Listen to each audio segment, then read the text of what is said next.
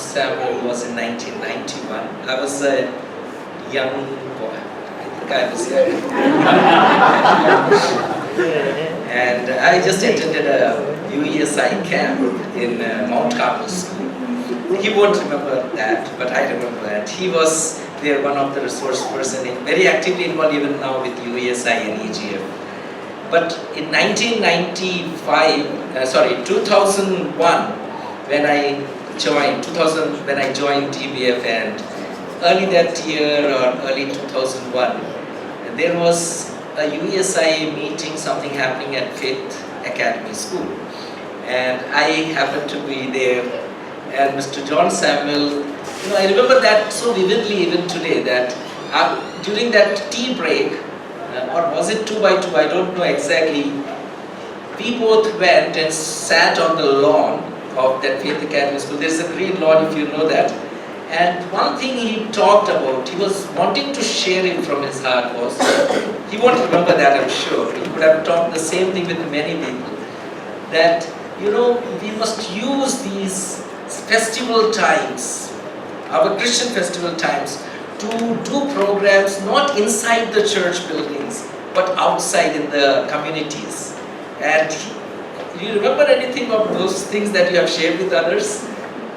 And I remember that, and I want to tell you that we have been doing that for a couple of years now in this congregation. During Christmas time, we make that one thing, that instead of having programs within the church building, where it's very difficult to get our friends to come sometimes, to go into the communities and the societies and have a Christmas program there. And this year also, last December, we did it in a society, and what a response we had, people coming to listen to the gospel. I mean, they come just to celebrate Christmas tree, Santa Claus, but we use that occasion also to share what is Christmas. So that is his heart, but there is something more that I want to talk about him. I first came to know about him when I was reading, there is this magazine that comes from Malayalam Manorama called The Week. It's a monthly or it's a fortnightly?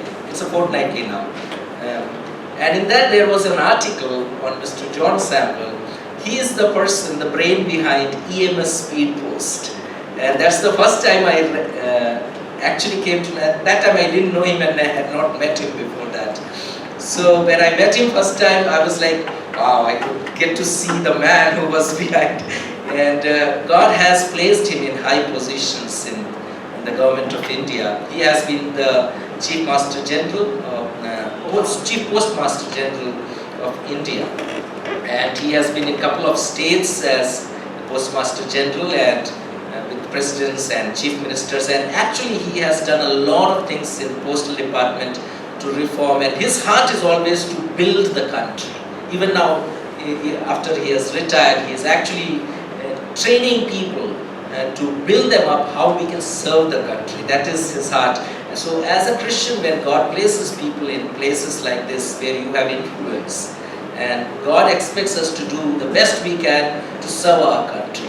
We may be a minority, but God always blesses our people through us. And that's the least I can say about him. One more thing, in 2005, we went out from South Delhi congregation, we went out as a mission team to Sikkim. At that time he was posted in Sikkim as the Postmaster General, and on the last day when we were returning, we had to go to Bagdogra airport. The whole team, we were around 13, 14 of us. Ramona and Samuel, they hosted us for lunch. And I still remember that time we had with you. Thank you for giving your time. I had been actually wanting him to come to our congregation, but very difficult to get him. He's traveling all the time actually. Even now, tomorrow he is going to Sikkim, right? Shillong. So we are so privileged to have a servant of God. Even though he has been serving the nation in so many ways, his heart has been to serve the Lord through his work. And let's put our hands together and welcome him as he takes the gospel.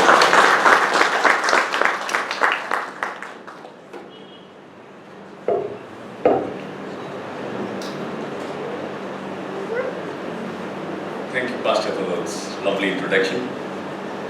First time I am at the DBF congregation in Noida, though I have been worshipping at DBF centers occasionally.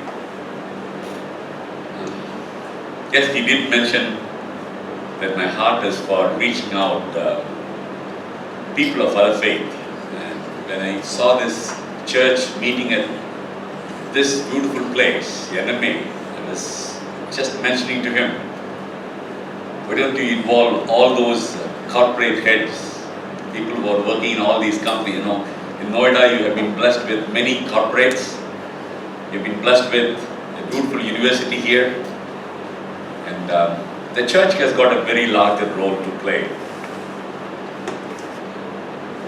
I was in Jharkhand, in Ranchi, 3 months back, and I was speaking to all the church pastors and the civil servants who are based in and around the Ranchi. You know how many churches are there in Ranchi? In city.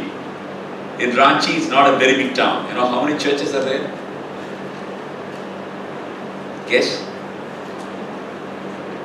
There are 620 churches as on date. 620 churches. I want you to open your eyes and see God has been doing a lot of things across India. Sometimes we tend to think that probably in Delhi city this is our growth. Probably, there are very many persecutions, so many things are happening. But I want the church to realize that things are changing in India in a very big way. There are pastors who come here. Out of those 620 pastors, almost 90% of them either graduates or postgraduates or who have done their doctorates. And almost 20% of them have left their MNCs. They worked in some of the MNCs in very good position. They resigned and they have come here to work in Jharkhand. Let me tell you, at this rate, Jharkhand will soon have, maybe in less than 20 years, Jharkhand will have more than 50% of the population will be Christians. That's the way God has been doing wonders. Already among the tribals, 24% of the population are Christians according to 2011 statistics. 2011 census says 24% of the tribals in Jharkhand are Christians. So God has been doing wonderful things. This morning I just want to tell you from the Word of God why God has called us. When I sit with many governors and chief ministers, one of the things, one of the governors was mentioning to me, John, I've seen you as a Christian. I've seen your involvement in development of the nation. And then he said, we expect great things from Christians. This is the thing that he said. We expect great things from the nation for the transformation of the nation. Though he said he was not much satisfied with the way the church has been involved in the transformation of the nation. The church is seen only within its four walls, or maximum they have been evangelizing in some areas, but the church is not seen as one which is involved in the transformation of the whole nation. So this morning, I want to talk to you about what's our calling as called people, what we need to do. We are all called people, no doubt about it. God has called us in a very, very special way. As called people, what are our basic habits which God is calling us? That we are going to read from the book of Luke chapter 5. From verse 1 to 11. The book of Luke, chapter 5, from verse 1 to 11. This is the passage known to us. And we will discuss from this passage 5 habits of God's called people. Very recently, Dr. Billy Graham, who is known to us, a man who helped in preaching the gospel to millions of people, he died. And one of the things that he said, says, don't waste your life And don't be satisfied with anything less than God's plan. Don't waste your life and don't be satisfied with anything less than God's plan. As God's children, yes, we have been much involved. We come for worship, we enjoy it, we have been involved as DBF, we have been involved in God's ministry. But what's the plan that God has for us? Don't restrict yourself. God has a very great plan in this nation. 1.3 billion people. In another 7 years, according to the United Nations study, exactly in the next 7 years, the population of India will overtake the population of China. We will be the most populous nation. 130, 140 crore people. What is the calling for Christians? What's the calling for DBF? What's the calling for individuals as you and I, when we sit here? What's God's calling? Are we restricting ourselves to only a very small area? God has given me a good job. We are very happy. God has brought us all the way from somewhere, from south or north or east or west to Delhi. We have got a good job. We are very happy. Yes, on Sunday I'm doing something. But is that the thing that God has called us, or God has called us to do something more? Who will help this nation to completely get God's blessing? Let's move to the previous slide, where it was Pope Pius X. He was one of the great reformers. He is known for bringing many changes in the Catholic Church. He was the bishop, he was the Catholic Pope from 1903 to 1914. He called all the cardinals, and there was probably around 2 weeks' time they had a discussion how to bring change in the world. Different groups discussed about it. All the cardinals came up with different answers. Some of them said we will have more schools. Some of them said we will have more hospitals. Some of them said we will have more churches in different places. Different things came up. But finally the conclusion was this. He said, give me in every parish a handful of laymen called and committed, and I will change the face of the earth. Today, that's the exact thing that I want to tell you for DBF. Give me a handful of called and committed laymen, and the face of India will change. The face of India will change. The United Nations study makes it clear, which was done in Africa. It says that if there is 2% critical, 2% of the people have a good cause, 2% of the people have a good cause, they want to spread that news and change the remaining 98%, it will take less than 5 years. If there is a critical mass of just 2% who got a good cause, the remaining 98% can be changed in less than 5 years.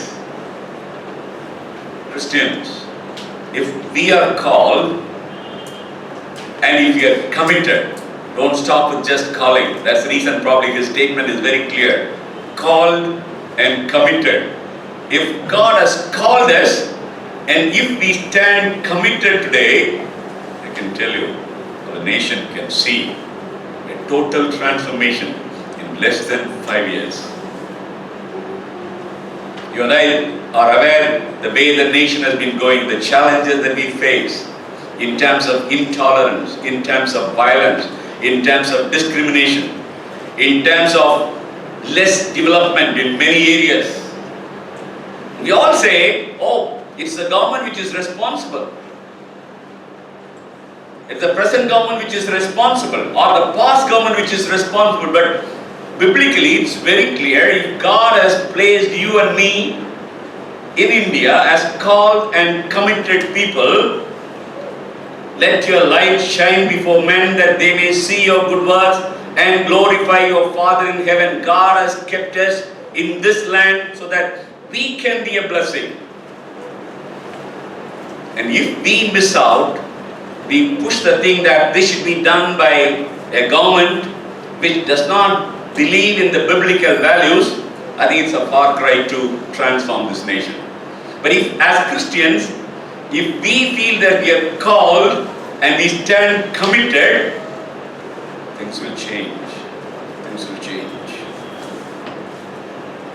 It was mentioning about, on Christmas or Easter occasion, should we really reach out to people? A few years back, we had a USA program soon after Easter. It was held in ISI. A lot of people were there. At the end, 2 professors from JNU walked to me and said, Mr. Samuel, I have a big complaint against you and the entire Christians. He says, I'm a professor in the JNU, a well-known university. There are so many of Christian students are there, so many of Christian lecturers are there. This is the first time in my life somebody has told me that Jesus Christ arose.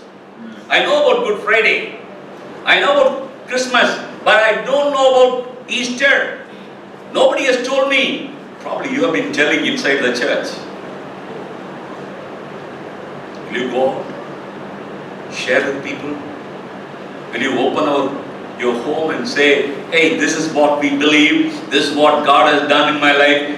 A call and committed people, what kind of habits they need to have? That's the thing that we are going to look at it. There are 5 habits that we will look at it.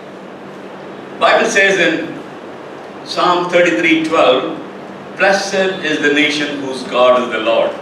Beautiful. And I used to spend a lot of time with Dr. Abdul Kalam when he was the President of India. Quite often I used to go to the President's Palace. We used to sit together.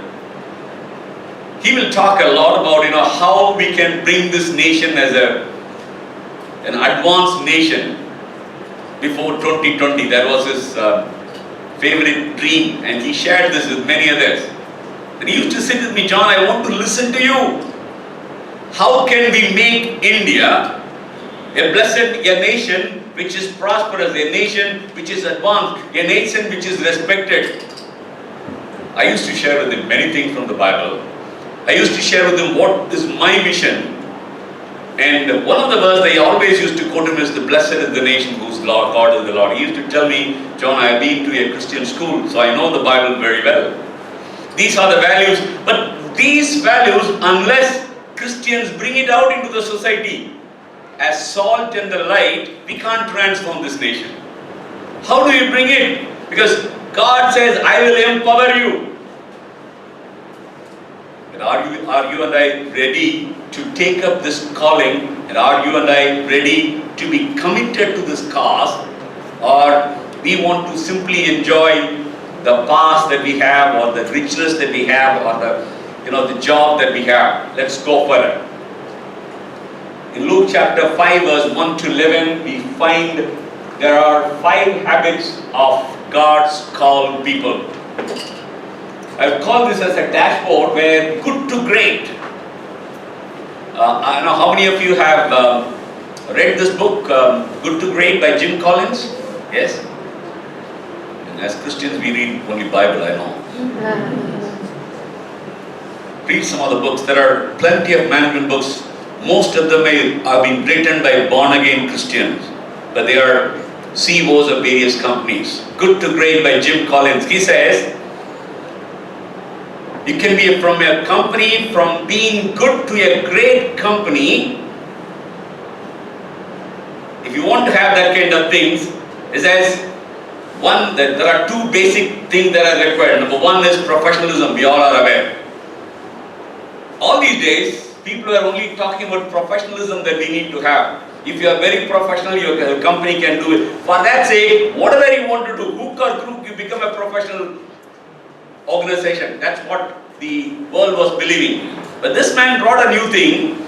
Along with a high level of professionalism, he says, every company should have a high level of humility. A high level of professionalism coupled with a high level of humility. And then he talks about what humility means, the servant leadership from the Bible. And today, this book has become one of the management books which is read by almost everyone. Very much true. If you want to be from good to great, there are certain basic principles that are coming from the Bible. The first one, go back. The first one, it says, bias for action. Let's see the chapter 5, verse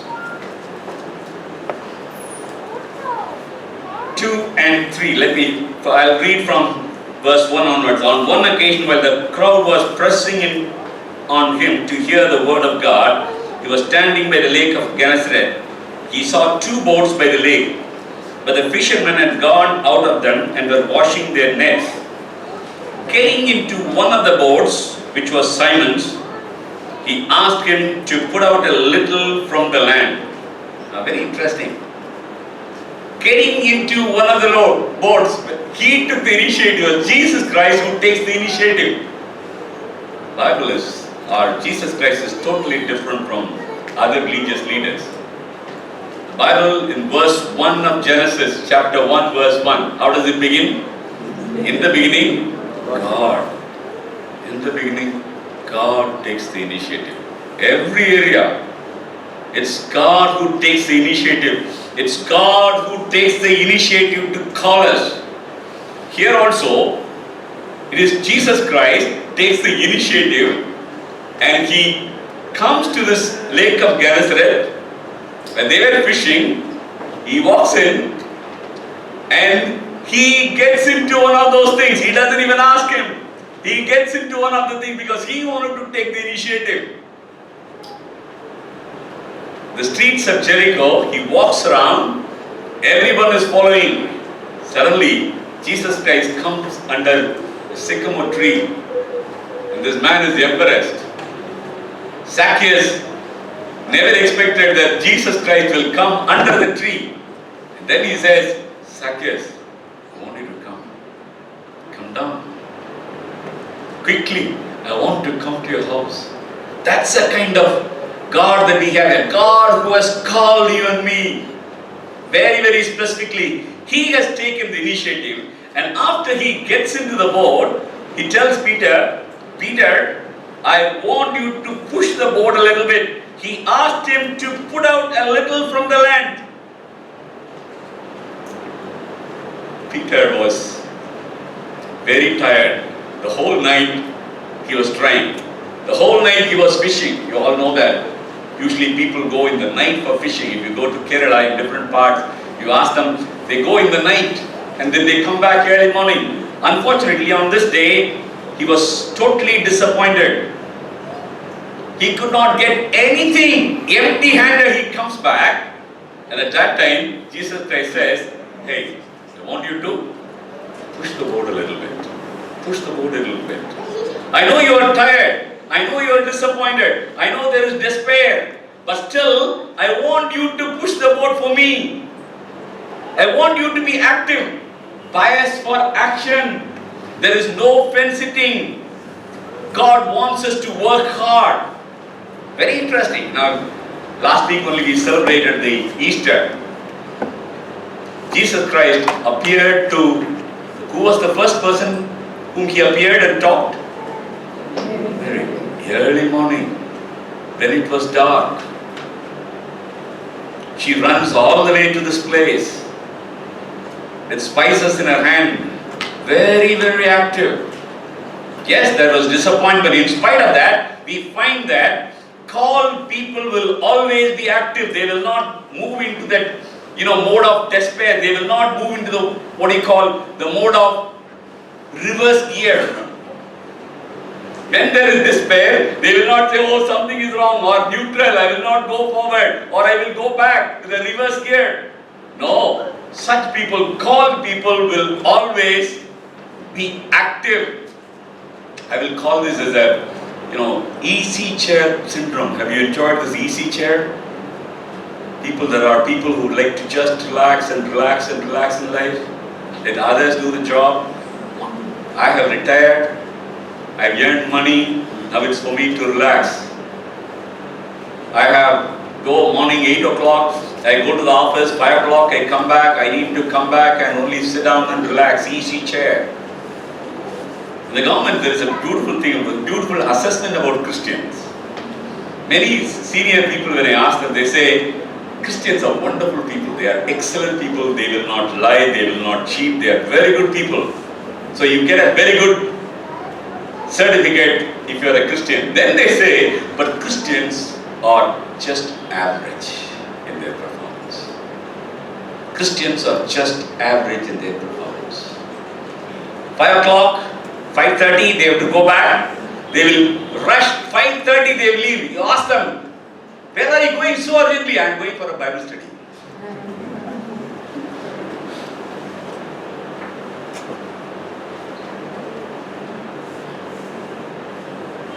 Let me ask you, what's the opposite of good?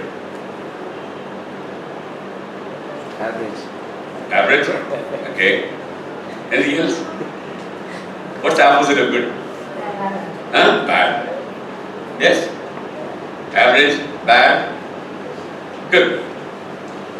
Who taught you that the opposite of good is bad? Teacher. I can blame them. You're not said anything wrong. Blame them. Now let me ask you, you're all in Noida or Delhi, our children, when they get in the plus 10th standard or plus 2, let's say that they get 60%. What do you call them? How do you call them? Huh? Average. 60 is average. Okay. Let's say that they get 25 and they fail. Poor or bad. Okay. You're at average. So, okay. Let's say they get 75. Good. So 60 is average. 75 is good. 25 is bad. Now, the child gets 75. So the child is neither average nor bad. Child is good. You go into any college with 75 in Delhi. Will you stand with even the gate man will not allow you. Right? You are good. But good is no good for college. Some of you who have been working in the government, we have a confidential record that is written at the end of every year. They rank you and starting with, yes, poor, average, good, very good, excellent. If you have been ranked as good, let me tell you, if you are ranked as good, the government will not promote you. Many of you think, oh, these people are automatic. Yes, at the clerical level, yes, they do get from lower clerk to the higher division clerk, they may get promoted. But in the officers level, unless you get above good, that is very good, you can't be promoted. And only when you are getting excellent as a rating, you will be selected for the best assignments. For a specific areas where you do something, they want to identify some of the best person to be selected for a good job. You need to have excellent rating. Now 75% is good. Suppose your child gets 95. What do you call the child? Huh? Excellent or very good. Yes? Now you tell me this side is poor or bad is 25. 60 is good. 60 is average. Then comes good, and this side is excellent. Now you tell me what is the opposite of good? What is the opposite of good? Excellent. Huh? Excellent. Yes, there are two sides. One is opposite of good is excellent, opposite of good is also bad. And generally Christians are not moving toward this side. They are not bad, they are good, but they are not moving toward the right side. I call it excellent or very good. If you see chapter 1 and chapter 2 in Genesis, after everything God created, what did He say? Huh? Good. Very good. He said, very good. Very good. Well done. When I say bias for action, I want Christians to think that they should not be satisfied with average and good. They should think in terms of, can I move towards very good and excellent? If I am ordinary, can I move towards the next level of extraordinary, doing something different? What is the difference between extraordinary and ordinary? Tell me, what is the difference between extraordinary and ordinary? A little extra. Huh? A little extra. Extra, that's all. A little extra, nothing more. That's what Jesus Christ said in every place. Walk that extra mile. Can we do something extra? And if you don't do that extra, you are only an ordinary person. The moment you do something extra, you become an extraordinary person. The moment you do something extra from average to good, you move to the very good and the excellent. Our God is a God of excellence. Our God is a God of order. Our God is a God who is concerned about His people doing excellent things. Said one man was given 5 talents, the other man was given 2 talents, one was given 1 talent. The man who was given 5 talents, it says, immediately he went and traded with that money and he earned another 5. But the man who got only 1, what did he do? He did not lose it. He did not waste it. He still had it, but he did not. He was only average. Just average. Losing means he has lost his classes. He can't move to the next class.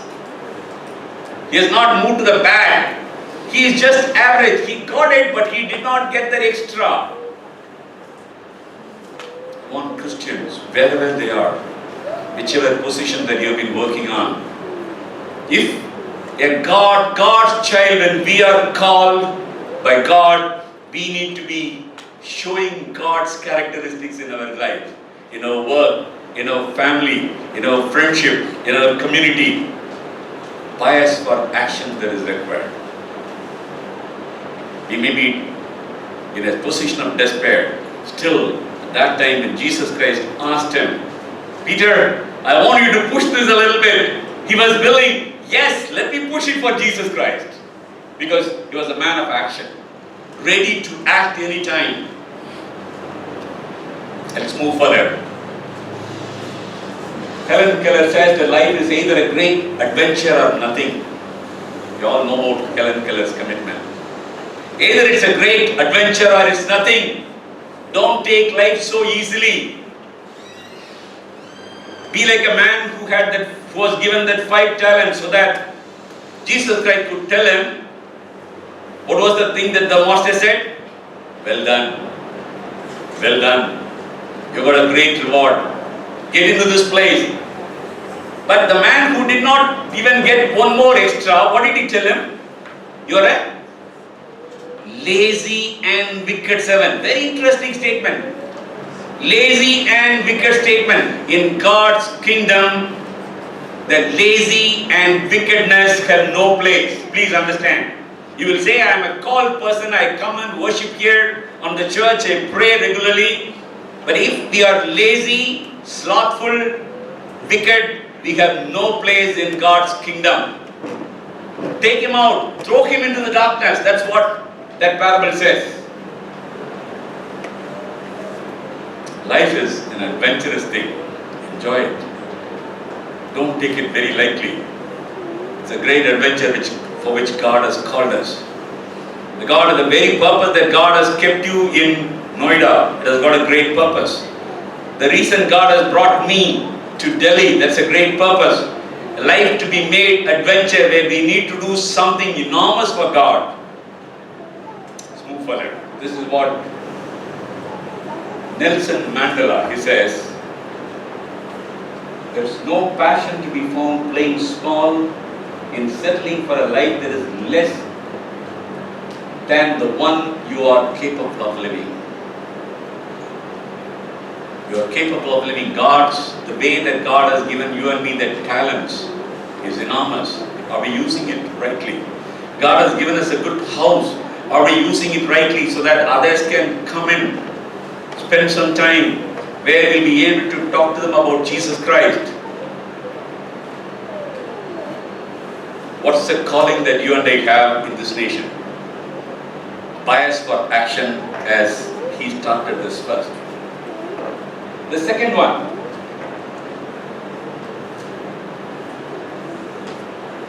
verse 4, and when he has finished speaking, he told Simon, put out into the deep and let down your nets for a catch. And Simon answered, Master, we toiled all night and took nothing, but at your word, I will let down the nets. Here, mind you know, who was the fisherman here? Peter, not Jesus Christ. He was not in this profession of fishing. The fisherman says, Lord, we toiled all night. I know where to get the fish. I am a master in this area. I am a professional in this area. I tried my best, but nevertheless, the Bible says, nevertheless, at your word, I will let down the nets. God's words comes in. God's standards should become our standards. We should be obedient to God's standards. Sometimes we'll say, oh, this is the way the world behaves. I can't do this way. God says, this is my standard. Whether you like it or not. I want you to obey. I want you to do these things. Before joining the civil service, I was doing my chartered accountancy down south. And when I joined the chartered accountancy, after doing my BCom, and by the time itself I decided that I will join only IAS.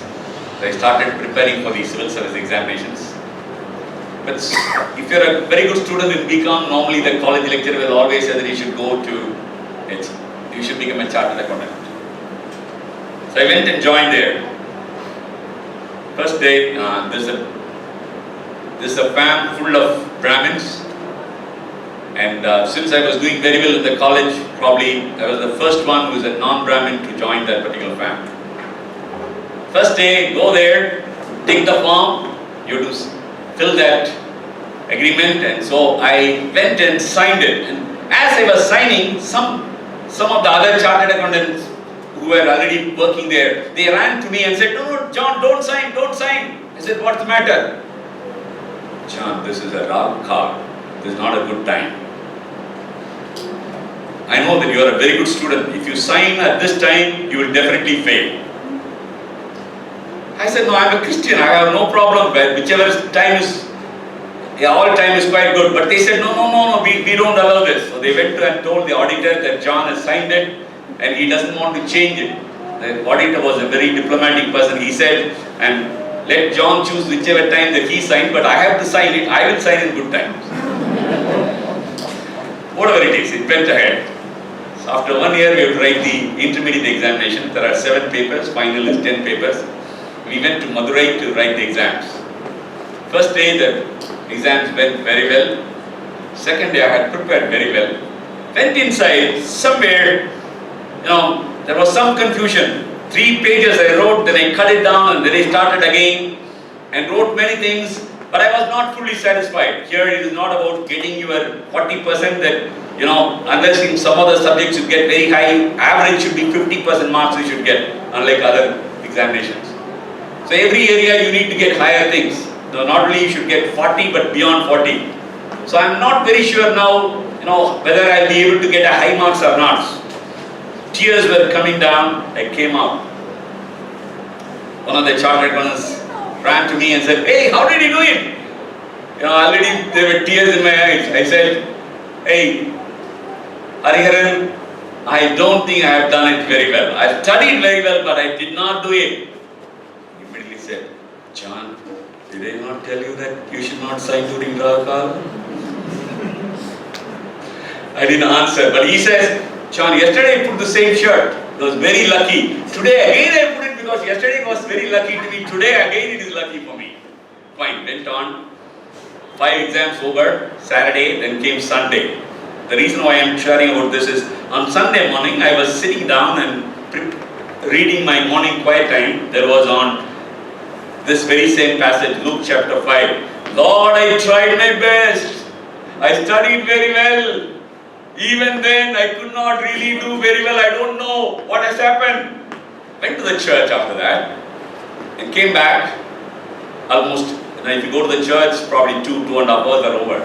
When I came back, all my friends were looking for me in my room. They did not find me. As soon as I came, John, you wasted 2.5 hours. I said, hey, I went to the church. No. Already you have not done one of your exams well. We are much interested in you. Why did you waste your time? I said, come inside. Read this passage to them. This is the passage. I know there was disappointment, but I believe that God has done something for me. So I am not much worried about it. We went ahead. Exams are over. We were in Tuticorin. There is a time we were going for an audit, and the next day the results was supposed to come. And you know the results, usually the chartered accounts result those days it was 2%. So it's very tough. Previous day, somewhere around the evening, my friends tell me, John, it's very nervous, let's go for a movie. Because we don't know what to do, it's very nervous. I told them, see, look here, you're aware that normally I don't come to the movies, you go ahead and come back. So they went for the second show. Within 1 hour they came back. I said, what happened? We are so nervous, we are in no mood to watch the movie. Okay, we came back, slept, morning, 5 o'clock, everybody gets up. Because those days the results used to come in the newspaper with your numbers and all. So they all were waiting for the newspapers. They went and grabbed the newspapers and found that none of the numbers were there. 7 of us wrote. They could not find their numbers. They were so dissatisfied. So they came and woke me up. John, you tell me your number. I said, normally I don't remember my numbers because all these days I used to pass. So even now I do not know the numbers. Then they said very coolly, if we all have failed, definitely you will also fail. 10 o'clock, those days there was no telephone like this, so there's a trunk call coming from Tirunelveli from my auditor. There's a call, and call is for John Samuel. So all these fellows come and push me. John, you go there and then get all the bad words that he's going to say again because all of us have failed. Some or other go and convince him what has happened, we couldn't do anything.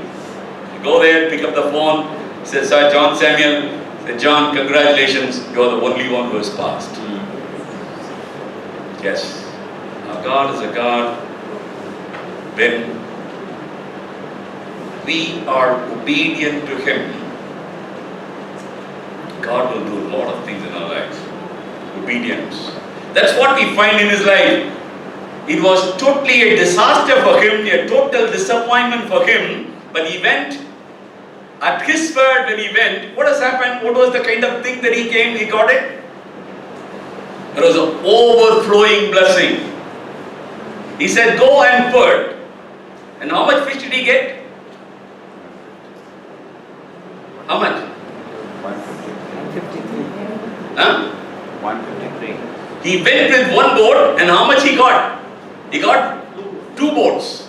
2 boats full. Very interesting. With one boat he goes, and God gives him 2 boats full, about to sink. That's a kind of blessing that God gives you. If India is to be blessed with overflowing blessing of God, there is only one answer. Obedience, obedience, obedience by God's children.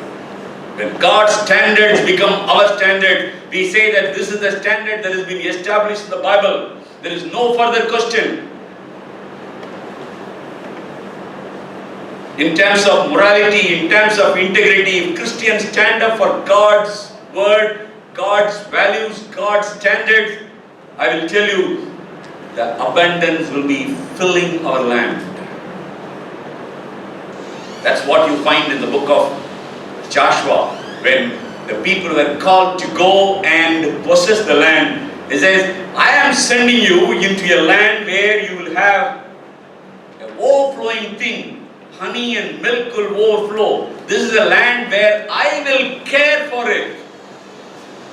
If India is to be blessed, as a nation, by God, as a blessed nation, there is only one answer. That's the only reason we say that as Christians, as God's called children, we should be obedient, first of all. If we are obedient in our life, things will change. Let's move further. The third is, as soon as he got substantial fish, what did he do? When Simon Peter saw it, he fell down at Jesus' knees, saying, "Depart from me, I am a sinful man."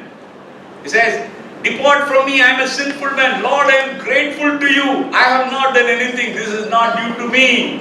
It is purely due to you. Depart from me, Lord." Probably, if there were tears in him, it was the tears of joy. Tears of joy. "Depart from me, I am a sinful man." He was so grateful to him. God has done tremendous things in his life. He was grateful to the Lord, and he was totally faithful to him. Mother Teresa, she was given the Nobel Peace Prize. Soon after that, the government of India awarded her with Bharat Ratna. Even before that, in 1969, she was given the Jawaharlal Nehru Award for International Understanding. She was the government knew that she was from another country, but still, for the kind of work that she was doing, the government recognized her work. She was given the Jawaharlal Nehru Award for International Understanding. When she got the award, the Bharat Ratna, as soon as not Bharat Ratna, the national Nobel Peace Prize, she came back to Kolkata. There was a big party organized in a very large hotel. The who is who of Kolkata, they were there. They wanted to honor her. Very good dinner was arranged. They were all willing to listen to Mother Teresa. I don't know how many of you have read the incident at that particular time. This frail looking lady walked into that room, but she was in this very old dress, in the very same dress. What's the uniform that she was wearing? Huh? A sari with blue and white. Yes. What is that uniform for? That's the uniform for the entire Missionaries of Charity. How did she get that uniform? You know that? That's the uniform of the municipal workers in Kolkata. The municipal corporation had the sweepers of municipal corporation of Kolkata. Their uniform was this very same sari with the same stripes of white and blue. She said, "I am associating myself, identifying myself with the poorest of the poor, with the people who have been helping, serving at the lowest level." And with the same sari she was walking in. And everybody looked at her. She went straight away to the dais. She did not talk to anyone. Straight away she was ushered to the dais. And there she was told, "Will you please speak?" She went to the dais. He just said two words. Just said two words. "Follow me. Follow me." That's all. Straight away walked into the place where the food was served. Took one of the serving spoon. A silver spoon was there. She picked up the serving spoon. She walked out of the hall. People did not know what to do. And everybody followed her. And as they came out, just outside the hotel, there were plenty of people, poor people, who were just standing there without any food. She said, "First serve them. First serve them." What a kind of person she was.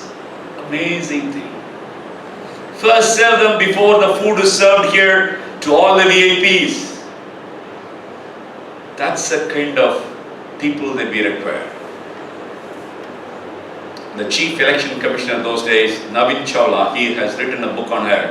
He says, after this incident, he was much appreciative of what Mother Teresa has been doing. One day he went and asked her, "Mother, you've done tremendous work. You've got so many awards. I don't think any other person in the world has got this many awards. Awards from Nobel Peace Prize and then awards from India, many awards. Awards from USA, award from UK, so many awards she got. I don't know how many of you have gone to the Missionaries of Charity in Kolkata. If you go there, you'll be able to see all the awards displayed in a very, very ordinary manner. Then he asked, Naveen Chawla asked her mother, "You got so many awards, and almost in every country you have established a Missionaries of Charity. Do you think you are successful? You are not an MBA graduate, you are just an ordinary teacher. You came as a teacher to India, and now the achievements are substantial. Do you think you have been successful?" Mother turned to Naveen, said, "Naveen, I don't think God has called me to be successful, but God has called me to be faithful."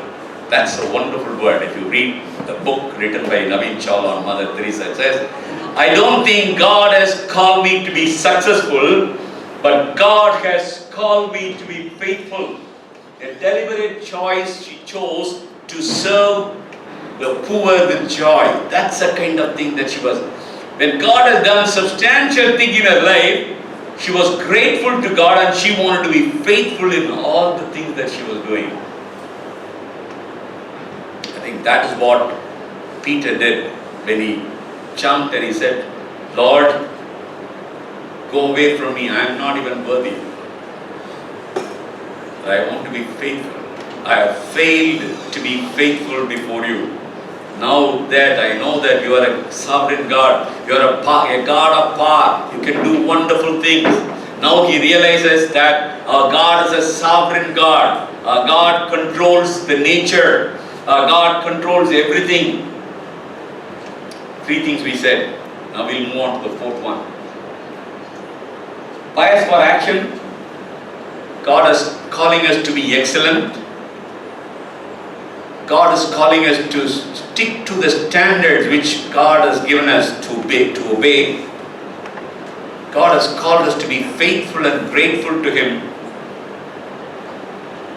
After that he comes here and then he says, Jesus Christ says, that's in verse 10. Jesus said to Simon, "Do not be afraid, from now on you will be catching men." And the same thing, if you read in the Matthew chapter 4, he says to Simon, I think Matthew chapter 4 verse 19, he said to them, "Follow me, I will make you fishers of men." Follow me, I will make you fishers of men. Very interesting thing. God has shown him that he is in power, he can do impossible things. God has demonstrated in his life, and now he says, "Peter, follow me. I will make you fishers of men. I want you to catch men. From now on, you will be catching men." Very interesting thing. God says, from now on, your job will be to catch men. From now on, your job will be to catch people. I want you to develop people. I want you to build people. I want to bring many others into God's kingdom. But don't stop with the only preaching. I want you to be fishing them, developing them, building them. Just 2 days back, we were having a program for all the church leaders. We are gathered together. The role was to find out how we can encourage young people to get into civil service. Christians, how many of our people can get into civil service? We are talking about born again Christians coming and then going and transforming. Now I've been spending a lot of time building people, both Christians as well as non-Christians. Now some of us have been working in the corporate world. We need to go and catch people for God. Our primary responsibility is to go and make disciples. Question is, do we have a people list in our mind? These are the people that I should spend time, not just going and sharing gospel or giving the Bible or inviting them to a Christmas program, but do we take the trouble of, can I build such people? Can I spend time with them? Can I mentor them? If you come to my home here, probably on many days you will find people coming to a home. "John, I would like to spend an hour or 2 with you. I want you to mentor me, spend time with me." That's the role of a Christian. People development. Bringing people unto the Lord. When we talk about mission, that's what it is all about. This church, if you have got 200 people, how many people that we are mentoring? The next 6 days, before you come to the next Sunday service, will you at least go and spend some time with someone who do not know Jesus Christ? Will you mentor them, sit with them, be friendly with them and mentor them in some way or other? I and my wife, we used to go to the governor of Sikkim. He was a BJP man, like a Gandhian, very nice man, Mr. Rao. So he said, John, I would like you to come here every month and spend some time with us. So every month I used to go for 1 hour, 1.5 hours, we'll sit with them, he and his wife. We'll talk of many things about values, how to transform the country and things. Once I did not go for 2 months. After that we went. He said, he always used to call me, Sir John Samuel, you didn't come for the last 2 months. I said, Your Excellency, you're too busy and I do not want to come and disturb you. Probably instead of every month, probably I skipped a month and then now I'm coming over here. He says, Sir, many people who come to me, they want something from me. That when you and your wife come to me, I want something from you. That's the mentoring. I want you to mentor me. I want you to come and sit with me every month, at least for an hour. Now that's the kind of relationship that we should develop with many people. Go and spend time with them. Talk to them about every areas which can build them. It was the same governor who told us, when we invited, Sir, would you like to come to the church? He said, John, no one has called me all these days. You are the first one to call us. We'll be too happy to come in. Probably as Christians, many times, we do not go out, we do not reach out to others. And we have kept the Christian church as a closed one. We normally say it is open. Christians are more open, we say. We say that in a Hindu temple you are not able to go in a Muslim church. But we say that church is open, but you talk to many people, they say that the church is still closed. You tell me in your church service, how many non-Christians just walk in on their own? Not many. Very few, because they feel that the church does not allow them to come in. We need to keep it open. We need to go and talk to people. We need to be friendly with a large number of people and say, come to our church, come to our home. When we were in Siliguri, the mayor of Siliguri is a communist man. We invited him for the Christmas program, which was at our home. And a large number of officers had come, and then he says in the meeting, he says, this is the first time I have ever been invited to come to a Christmas program, and otherwise I do not know anything about Christmas. We tend to think that Christmas, Santa Claus and all those celebrations everybody knows. You just go and ask them. You just give them a song, any song about Christmas, oh come only faithful, they can't sing. They don't know. Maybe there are some people who went into maybe a Catholic school or a Protestant school where they taught some of these songs, they know a little bit, but there are 90-95% of the people, they do not know about Christmas fully. They do not know about Easter fully. Who will go and bring them to the Lord?